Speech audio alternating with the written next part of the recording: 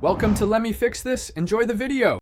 You begin by verifying core parts: a clean bobbin case, correctly wound bobbin, and a fresh needle sized to your fabric. Thread the machine following the numbered path. Make sure the presser foot is up so the thread seats in the tension discs. Set the tension to the midpoint as a baseline. This prevents sudden tight pulls that break threads. Once done, leave a 4/6 tail and hand turn the first few stitches to confirm smooth feeding before sewing at speed. You now address friction points. Install the correct needle for fabric weight and thread thickness because a mismatched needle causes shredding and breaks. Use a single high-quality thread spool. Cheap, aged, or low-twist threads snap more often.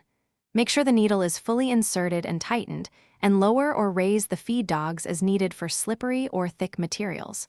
Once you balance stitch length and feed speed, test on scrap. Incremental adjustments, reduced. You finish by securing ends and trimming tails to about 1/4 inch to avoid snagging. Clean lint from the bobbin area and oil moving parts according to the manual. A gritty race or misaligned bobbin case can cause sudden thread breakage.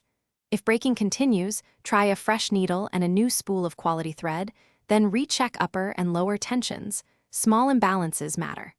One key troubleshooting tip: if breaks occur at a consistent point, inspect that point for burrs or rough spots and replace the damaged. Thanks for watching. If you found this helpful, don't forget to like and subscribe.